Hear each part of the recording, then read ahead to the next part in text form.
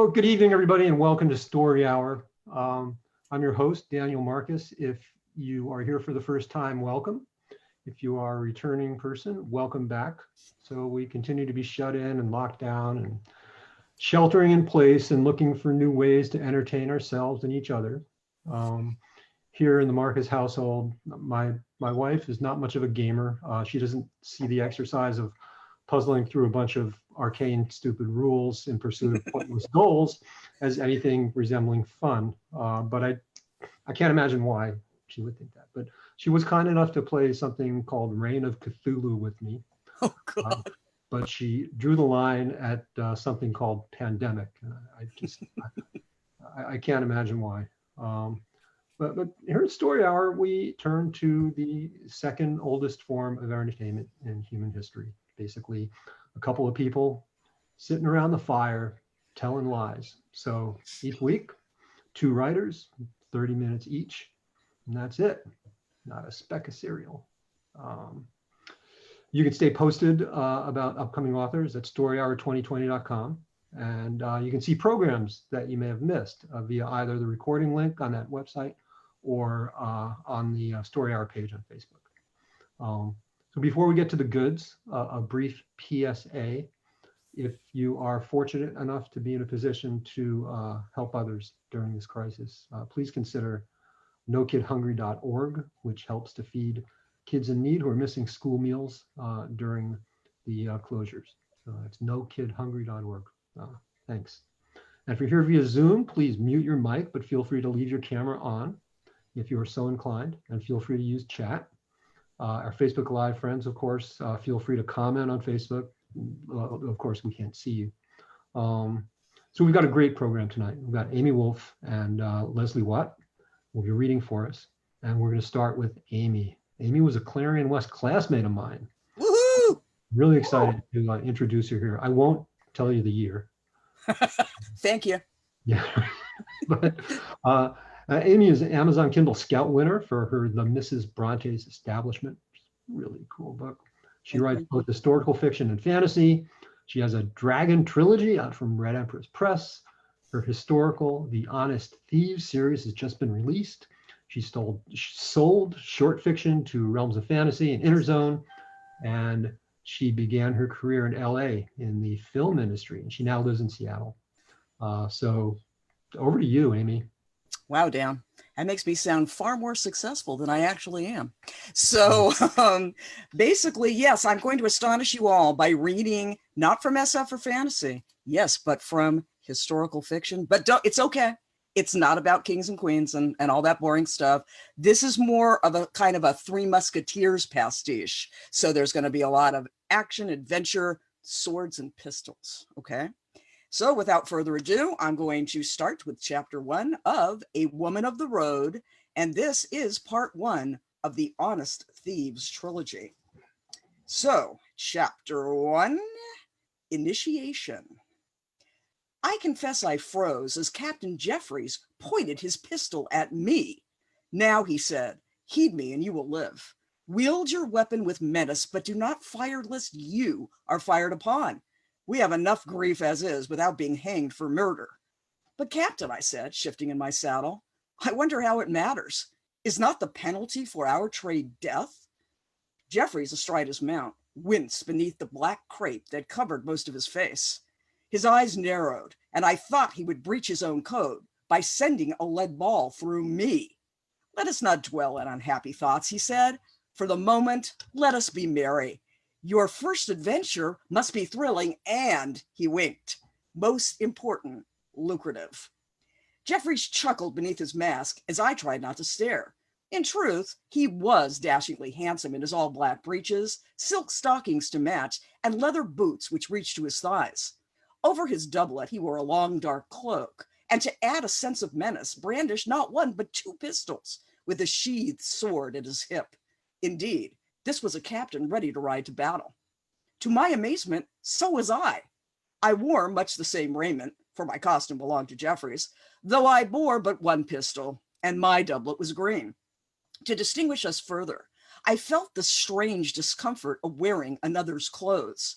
I could feel the cuffs of my sleeves brushing past my fingertips, while my hat, festooned with feathers, fell nearly over my eyes. Since I was not yet half Jeffrey's age, nor nearly as tall and bulky, I must have looked like a comical child. "It is time," said Jeffries, spurring his horse forward while reaching to grab my reins. We rode across a road pitted with rocks and the wheel marks of many coaches. As our horses trotted up a hill, nearly sending me out of my stirrups, Jeffries delivered a final word. "Remember, your task is to show swagger, even if you feel fear."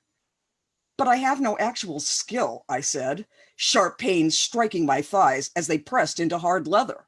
At that moment, I felt I could have crawled home and begged father for forgiveness. "Megs," Jeffrey said, "recall. You were the one who sought me out. It was your wish to join me, and surely you comprehend this is not like serving beer. You must be bold. You must be quick. But most of all, be merry." He let loose a raucous laugh that shook his powerful body. I had observed through the years that despite his love of good wine, he had never put on an ounce. But I had no time for further thought as a dreaded clatter, iron wheels scattering pebbles, sounded across a bend. "You're deflowering," Jeffries crowed, letting loose my reins and handing them up to me. "Do not disappoint, dear Megs, or tarnish my name as a parfait gentile thief." With that, he slapped my horse full on the rear, causing it to plummet like a chick thrown from its nest. Beneath my own black mask, I tried to recall Jeffrey's words. "Always search the coach for weapons and hidden treasure. Be courteous to ladies and a gentleman to gentlemen." My limbs shaking, I fought to keep my seat. "Halt!" I cried, swooping upon a coach bearing a gold crest on its door. It was manned by a crusty old driver seated beside a shooter. The 4 harnessed horses obeyed, or at least the coachman did, and I boldly halted their progress on the road to Bath. So boldly, in fact, that the coach's glass window shook. My next words might be familiar, but for my first time they thrilled. "Stand and deliver," I cried, "your money or your life." Thank the blessed Lord, that poor shooter was armed with a sword, while I had a flintlock pistol. I watched as his steel blade clinked to the road and lay silent. "Whom do you carry?" I asked, motioning with my pistol that both men were to descend. "Lady Castlemaine," the driver growled. I snickered beneath my mask. "Old Rowley's mistress?" I asked. I was answered by a dark-eyed lady who stepped gracefully out of her coach. God's blood, she was hardly older than me, and I was but 18. "If you mean the king, then yes," she said, as unruffled at being in the road as she would have been at Whitehall. I marveled at her calm, not to mention her dress. So much gold fabric encased her that she looked less gowned than minted. Next, what drew my eye was, of course, her ornaments. She wore 3 strands of pearls and a brooch worth more than most earn in a lifetime. With caution, I leaned from my mount. "Your keepsakes, madam," I said, pointing to them with my black glove. "Very well," she sighed, "but no, they are gifts from the king." "Lady," I told her, gesturing at the road, "in this place, I am king." I was rewarded with a laugh and even a small curtsy. "How glad I am," she said, "that gallantry still exists in our high tobies. So many are low-born now. Rest assured, Lady Castlemaine, that though I do not dance like the famed outlaw Duval, still I strive to be courteous." I inclined my hat, red feathers and all, to her, then rapidly pulled up the brim, which had fallen over my eyes. "Well, I must admit," she said, "I don't mind the infrequent robbery. Such a tale it will make in court." I knew that Jeffries would rage if I did not search the coach, but my victim was so good-humored that I did not have the heart. "Good day to you," I said with another tug of my hat. "Pray give my regards to the king." "And who shall I say they are from?" she asked, as the waiting coachman and guard looked on with open mouths. "I am called Meggs," I said. "What a curious name." "And what a curious creature," said I. "The king, though married to a staunch Catholic, has more mistresses than you have pearls." I dangled her strands from my glove. "Ah, I love a good wit. I will pass your good wishes to Charles. He will be greatly amused. As one would expect from our merry monarch, I said. With a final half bow, I spurred my mount a few paces until it thankfully brought me to Geoffrey's side. Well done, young Meg, said the captain, giving me such a clap on the back that I nearly hit the rough heath. There's no doubt my London fence can get us £60 for the pearls and 200 for the brooch. It is well that our dear Charles gifts his harem so richly. Queen Catherine will not share your joy, I said, but I can affirm that I do. With this bounty, said Jeffreys, lifting up the brooch so that its gold glinted in the sun, there's no sleeping rough tonight. After I conduct my business, let us make for my favorite inn. I can almost taste the wine now. As my horse trotted beside him, jolting my innards until I felt they would burst, I tried my best to be merry. Yet, despite my smile, I felt a sense of foreboding. It was one thing to escape one's prison, quite another to return. Chapter 2, The Whale. As the sun arced west, we too rode north toward London. Geoffrey stopped at a tutor shop on the outskirts while I contemplated dismounting to save my aching rear. I looked around this block, known for its disrepute. Nothing but shoddy pawn shops, alehouses, and barely cobbled roads. Happily, Geoffrey soon emerged, looking for all the world like a satisfied bridegroom. He displayed the lumpy object of his affection, a leather pouch so fat its cord could not be tied. Is it not lovely? He cried. More so than Lady Castlemaine, I said. The captain spilled a sea of guineas into my waiting glove. Any misgivings I'd had about my new trade disappeared with the gold I pocketed. My horse followed Jeffreys as he headed southwest for Middlesex. This, I well knew, was where his favorite inn lay. Before it was even in sight, I could envision its old white stones and welcoming candles.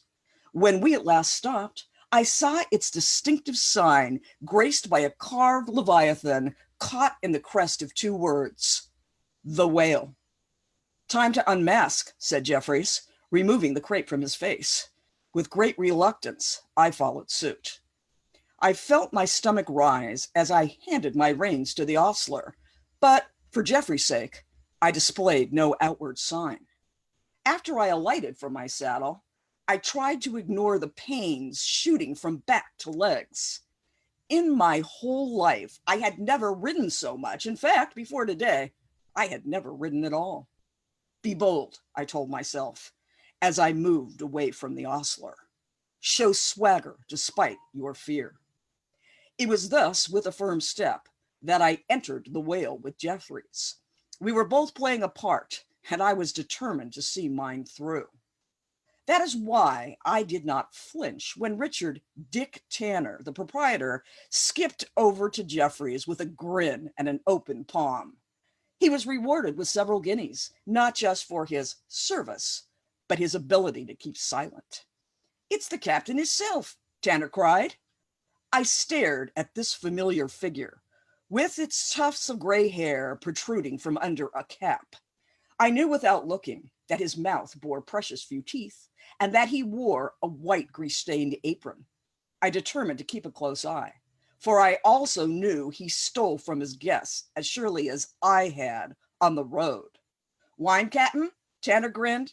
Yes, and for my young friend, said Jeffreys. We too have ridden hard and are practically starving, so bring your best bread and cheese, a brace of pigeons, and a dozen Scotch collops. We shall consider a fruit pie later. Tanner nodded, waddling back to the kitchen. For the first time since I had entered, I let out my breath. It was clear the man did not know me. That was good for him, for had he uttered a word, I would have skewered him like an eel. Geoffrey, sensing my unease, said, the comfort of a warm fire. Indeed, it crackled merrily behind its brick facade. The main room could be comforting if you were a paying patron. What with its even wood floor and bar made of pewter, the latter polished to a high gleam. I nodded to the captain, unwilling to speak. I needn't have troubled myself, for, Consumed with thoughts of guineas, Tanner made himself our servant, scraping back 2 sturdy chairs at the captain's usual table. Naturally, this was the one in the farthest corner. "Sir, who's the young one?" asked Tanner. "This is Meggs, a new recruit. He has so far proved invaluable." "Glad to hear it, Captain. Never seen you with nobody else." Jeffries grinned. "There is no one else like Meggs." Thankfully, our meal arrived, and my companion and I stabbed at it with knives we carried with us. I sought to purge from my mind the thought of the cook in the kitchen, unclean, dripping with sweat, and not above serving meats that had long ago lived their time. Still, this fare was excellent, as befit a man like Jeffries. When we'd done and wiped our knives clean, Jeffries asked for gooseberry pie. He was none the worse for having gone through 2 jugs of wine, while I merely took a few sips. I knew that while at the whale, I must keep a clear head. As we put away our pudding, other diners at a long center table started a game of hazard. "Say there, gents, care to join us?" asked a boisterous drover. "Only a halfpenny a hand." "No, thank you," said Jeffries from his corner. "My friend and I are tired from a long but fruitful day." "Suit yourself, sir," said the drover. He turned to the other players. "Not particularly friendly, is he?" Jeffries gave a rueful smile. This gave way to a groan as, an hour on, the drover grabbed a lute and sang, rather badly I thought, "Two maids went milking." I'm going to go past the song. As the drover finished to shouts and claps, undoubtedly milked by drink, Jeffries rose and tapped me on the shoulder. "Come, Meggs, we should retire." His words sent a chill through me, which no fire could dispel. I, above all, knew the inn's accommodations, and was not at all surprised when Tanner led us to a goodly-sized chamber containing but one large bed. "Fare you well," the innkeeper bid, then eyed us both. "I can provide a doxy or two, if that be the gentleman's wish." He winked like a comic actor at the newly reopened globe. "It is not," I said icily, being sure to deepen my voice. "We are weary and in need of rest." Jeffries sighed but nodded. "My young friend speaks true." "Very well," said Tanner, displaying his gap-toothed grin. "If you change your mind, you knows where to find me." As he shut the door, I muttered, "A bed with your own doxy." Jeffries chuckled. "Well," he said, "that went better than expected. He has no idea who you are." It took all my resolve not to kick him downstairs. "Come, Meg," said Jeffries. "This hideout is perfection. Good wine and a crooked innkeep. What more can a Tobyman ask for?" I sighed. Jeffries came over, removed my hat, and ruffled my long, dark hair.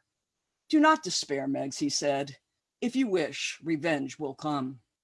That depends on your desire to keep the flame of hatred alive." I started. What could he possibly mean? My hatred of Tanner would outlast even England's for the damned Dutch. Jeffries removed his cloak and unfastened his doublet's laces. Though I tried to forestall the feeling, I felt myself color.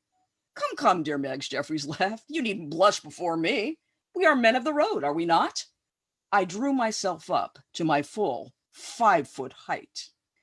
"Indeed we are, sir," I said, "and sworn merry companions, with no need to stand on ceremony." He proceeded to throw off his collar, breeches, stockings, and boots, until he stood before me in only his long white shirt. Tiptoeing against the cold, he eased onto the feather mattress, making sure to slide to one side. "As much as I love the heath," he said, "a real bed wins by at least a Newmarket nose." I knew this as the course where Charles I had held races. Now that Cromwell was dead, perhaps the new king would resume them. "Don't be shy, Meggs," Jeffries entreated. "Climb in before you catch cold." He gestured to the wide berth on the other side of the bed. Still, I did not move. In truth, I had never slept with another, only rats and fleas on a filthy bundle of straw. "Perhaps I should sleep on the floor," I said, "or on that sturdy chair." "Nonsense," cried Jeffries. "I have plans for the morrow, and they require that you be well rested." I wanted to join him, but could not. Am I not your captain? Asked Jeffries. Yes, sir. And do you think that even in light of your circumstances, I would ever harm you? The question hung in the air as I considered our long acquaintance. No, sir, I said. I know that you would not. Then get in before I reverse myself and give you a good thrashing. The laughter in his voice told me he was not serious. Shaking slightly, I shed as much clothing as I thought proper. I admit, it wasn't much. I still wore my doublet and breeches, but made what I thought was a real concession by casting off my coat. At last, I crept in the bed, then heard a low laugh beside me. Lord Beggs, said Jeffries, thanks to your bright green doublet, I shall no doubt dream of the forest. Soon the captain's deep snores told me of his state. All the sounds of the inn, each of which I knew by heart, the walls groaning and settling as if to protest old age, the laughter of the wine-fueled game downstairs, Tanner's heavy step as he jingled a handful of guineas, seemed to heighten like those of a cave. When I woke with the sun the next morning, I found Jeffrey's left arm draped across my shoulders. Still, I was not alarmed. He had proved his fealty during the night and had earned my trust. It was not an easy object to secure. I will stop there after the end of chapter 2. All right. Thank you. That was fun. A wonderful voice and evocation of time and place. Great stuff. Thank you. Thank you. Much research was performed. Yes.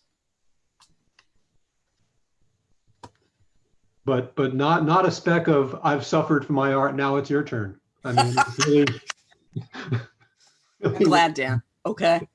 I'm not here to make you suffer. That's my job. All right. All right. Wonderful. Thank you. On to our next reader. Leslie Watt is a Nebula Award-winning writer and is the author of Crazy Love, which has been a finalist for the Oregon Book Award for fiction. Holy crap. Her work has appeared in Unstuck, Asimov's, Fugue, Los Angeles Review, Parabola, Latin Review, Lilith, Calyx, many other venues. And it has been translated into German, Japanese, Russian, and Spanish, and indeed Klingon as well. And you can find out more about Leslie at www.lesliewatt.com. And without further ado, I'm going to turn it over to Leslie. Thank you so much for coming to hear us read. I'm going to read 3 shorts without interruption. If I finish early, that's just the kind of person I am. 1, Old Baby. The newborn was wrinkled and bent as an old man. You look as if you've already lived, said his mother. The baby, eyes watery and butterfly blue, explored his lips and popped spit bubbles with his tongue. The husband stood beside the head of the hospital bed to massage the mother's shoulders. He's like a fish, the husband said. Slimy, wet. I didn't know he'd be this ugly. The mother found her baby homely too. Her pregnancy had gone badly, indigestion, swollen feet, and episiotomy incision a la Dr. Frankenstein. A nurse washed the waxy coating from the baby's skin and swaddled him in a cotton cocoon. He's all yours, the nurse said, passing him like a football to the mother. Though she felt drained by the long labor, milk leaked when she smoothed the velvet soft of his hair. The baby latched onto the breast, rooted, suckled hard, as if trying to pull her inside out. The baby looked wise, thoughtful, disapproving. As she watched her son, the mother recognized something peculiar in his expression.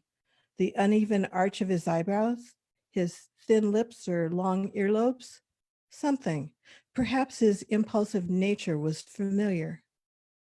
She recognized his face and felt sick to her stomach. Dad, she asked, is that you? Holy crap, said her husband. It is your dad. Swell. He turned his back and walked to the window. What a joke, he said.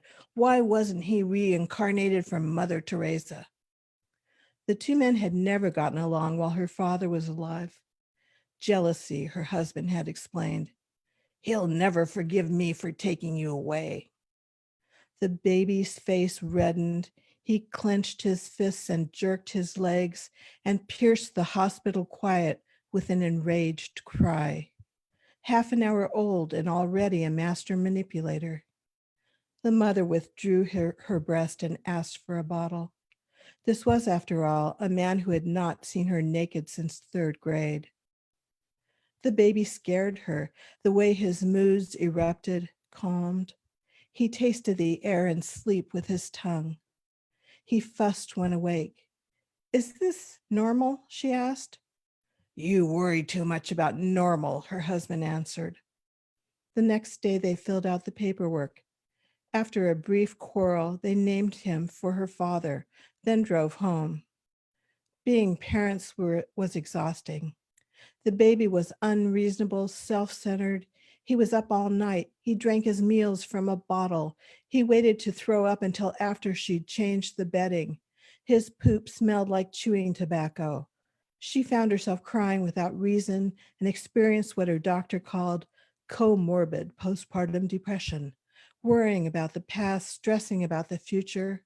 Shouldn't mothering feel more natural? The mother and the husband argued over the baby. He warned her she would smother him with too much attention. She warned him he would alienate their son with his hands-off approach. I'm afraid to be like him, she said, a terrible parent. You need therapy, her husband said, which didn't help at all. The baby stayed a baby, except that he got bigger and perfected new tricks. The mother felt inordinately proud when he learned to hold up his own head. At 4 months, he managed to push himself off the bed, and a neighbor whispered, only a bad mother would leave a baby alone, even for 1 second. After that, the mother left the door open when she used the bathroom. Her husband wanted sex, but she worried the baby would hear them. Neither your children nor your parents should know anything about your sex life. Their marriage was an equilateral triangle with one side unhinged. Still, both adored their son, despite his coming between them. One Sunday morning, while her husband slept late, she sat in the rocking chair cradling the baby. Her body buckled with tenderness for the infant when his scream turned to a whimper only she could calm. He gazed into her eyes with adoration. She watched him work the rubber nipple, and when the bottle was empty, watched him suckle the air in dream. Daddy, she said, holding him close, things will be better this time. She had failed him before, but maybe she could save him, make him happy, keep him from drinking himself to death. She stared at the blush of his cheeks and waited, waited, wondering what he would say once he learned how to speak.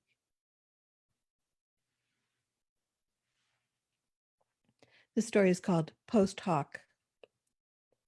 Her boyfriend dumped her 2 months ago, and so far, Stella hasn't been able to trick him into answering his phone.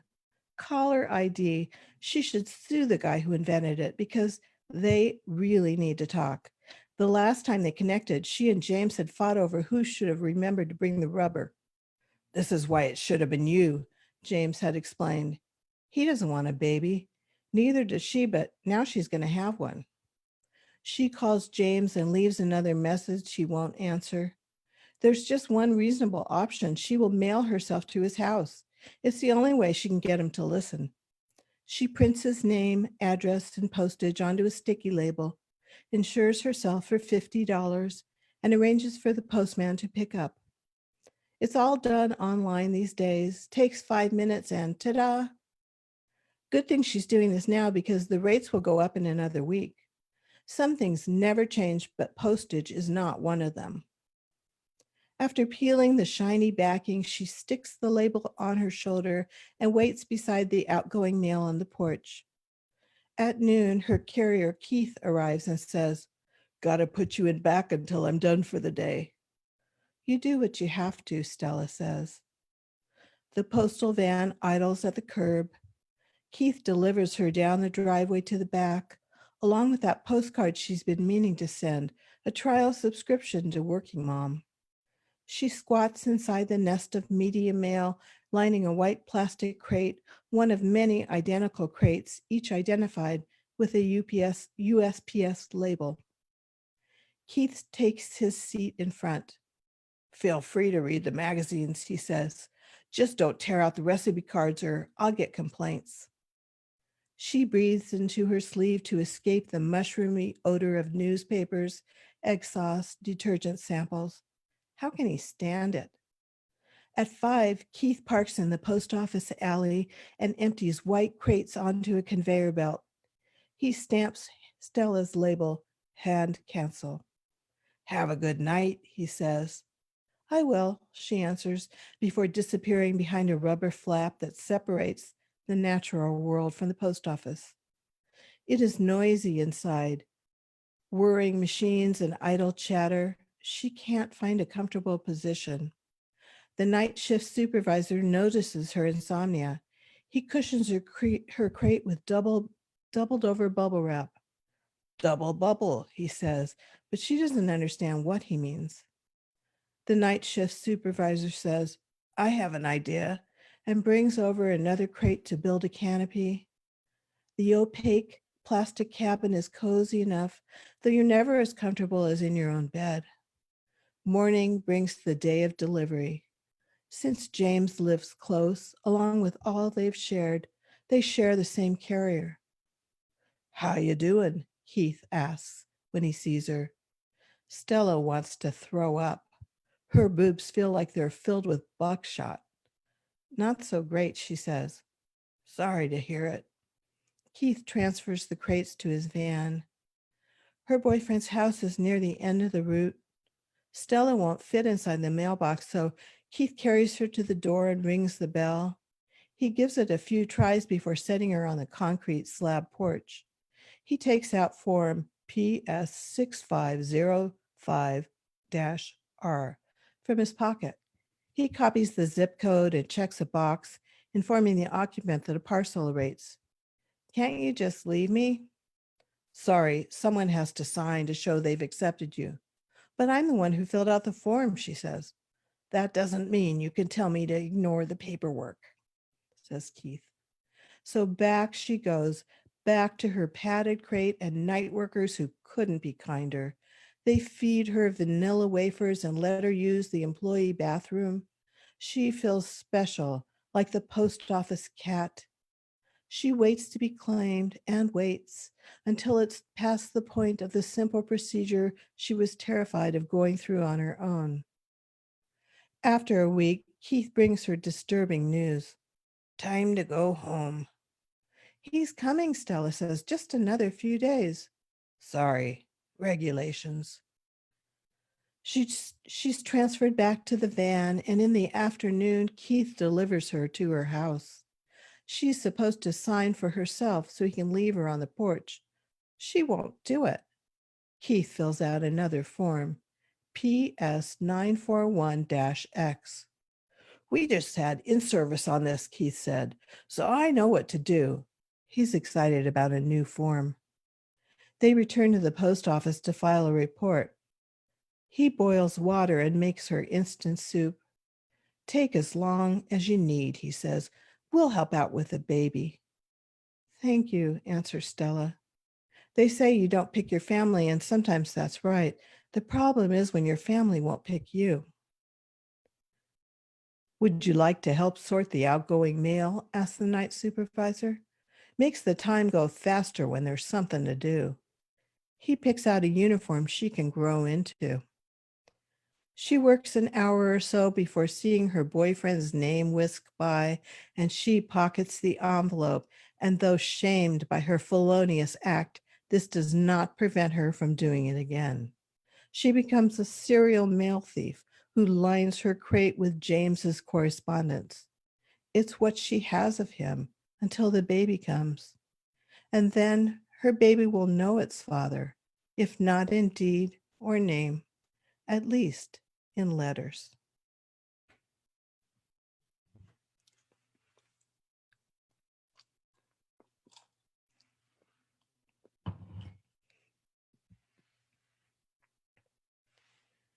Aging in place.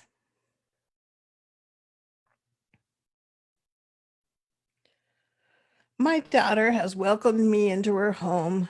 I'm grateful, but condos on Russian Hill are expensive and small. By necessity, I live in a walk-in closet. Agatha bought an antique commode on Craigslist and glued a needlepoint pad to the hinged lid so you can't even tell it's a commode.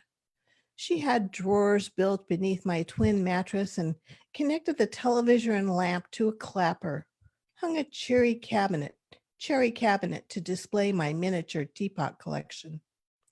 Agatha is the deputy director of AAAA San Francisco Elder Care. She knows more about aging than I do. As we grow older, we lose friends, family, function, form. We interact less and less with the outside world. Our lives become smaller until finally we spend our our days in bed. We sell the family home and move somewhere we can age in place. Agatha is a good daughter. She takes good care of me. But a suitor from before I married Henry has found me on Facebook, and lately we've been messaging. He's stopping by to visit me the next day. I won't have a man see me in bed, I say, in my pajamas no less. Oh, mother, Agatha says, with a disapproving glance toward the carpet beside my commode. She doesn't trust me on her furniture. I can't fault her thinking. I feel awful about the spots, I say. I'll rent a carpet cleaner my day off. I don't want to be a bother, I say. You're not. Who is this man? She's probably wondering if Maurice is incontinent. Not having seen him in 50 years, I can't vouch for him. He still has his driver's license, I say. You still have your driver's license. He still has his car keys. I had no choice, Agatha said. Nobody's blaming you. But of course, somebody is blaming her, somebody in this very room. I'll ask the agency to send over an aide, Agatha says. Thank you, I say, hoping they won't make me shower. The thing I hate most about San Francisco is the cold. The next day, the aide lets herself in and brings me coffee with cream and sugar. I'm not supposed to have any, which makes it all taste all the better. 10 minutes later, I get a palpitation. It could be nerves, but it's probably the coffee. Could you hand me my Inderal? I asked the aide. She says, no medication, Mama. I'm not allowed. Potties me and gives me a sponge bath. She helps me tuck blue stretch pants over the protector, slips a navy shirt over my head. The pockets hide my braless so long as I don't wiggle. She transfers me to a wheelchair in the living room love seat. I am severely disappointed by my reflection in the floor-to-ceiling windows that form one wall. I have bed hair. My skin is pale and lumpy as clouds. You would never guess I graduated from Wellesley. My aide finds my brush, styles my hair. She spritzes me with rose water and retrieves lipstick from her purse to brighten my lips and cheeks. Looking good, Mama, she says. She notices my stained slippers, pulls them off and walks away. She returns with a pair of Agatha's black strappy heels. I can't wear these, I say. I won't be able to walk. You don't need to walk. With a wink, she slides my feet into Agatha's elegant shoes. I cross my legs at the ankles, feeling 20 years younger. Will I even recognize Maurice? Everyone on Facebook puts up an idealized photograph of themselves, so I'm not expecting hair. I tell myself not to be disgusted if he has papillonas on his eyelids or brown spots on his chin. The buzzer rings. My aide answers the phone. She presses 9 to let him enter the building. She opens the front door to his knock. She points to the love seat, and Maurice sees me and smiles, but still he takes the rocking chair to sit. Do I look as old as he does, wrinkled as a linen shirt at the bottom of the laundry heap? His hems are ragged. He needs his chin shaved. He looks nothing like an astronaut. Hello, Gracie, he says. Good to see you. I have long wondered what might have happened had we not broken up. I'll bring you coffee, says my aide. Got any decaf? Maurice asks. No decaf, Papa, says my aide. She returns with 2 fragrant cups of joe. You sure have a nice place, Maurice says, much nicer than mine. He scans the apartment, nods at a muted view of the Golden Gate Bridge. I sure miss you. Don't you ever get lonely? Not really, I say. I used to. I was planning to ask you to move in with me, Maurice says. Now I'm thinking maybe I should move in with you. The whole world shines through that wall of windows. Outside, it's so bright, so open, so vast, so uncontrolled. I desperately miss Henry. Why did he have to go and die first? I want to return to my bed, to my little closet. This is my daughter's place, I say. Maurice nods, sighs. We sit, drink our coffee. Sure's been nice seeing you. It has, I agreed. Well, I'm on Facebook, he says. Yes. He leaves. My aide removes my shoes, walks them to the pantry where Agatha stores her clothes because she's given her closet to me. Sleepy mama, she says. She changes my depends when I don't have the strength to use the commode, puts me to bed. I clap on the TV and catch the last of Ellen before falling asleep. When Agatha comes home, she takes out roast chicken, preheats the oven, and asks if I need to use the commode. Yes, all that coffee. She helps me transfer, hands me a bell to call her, bends to kiss my forehead. Love you, Mom, she says. Love you too, I say, and I blow her 3 kisses. And only then does my darling daughter rush away into the privacy of her bathroom, where at last she lets herself relax and be alone. Thank you all. Be well.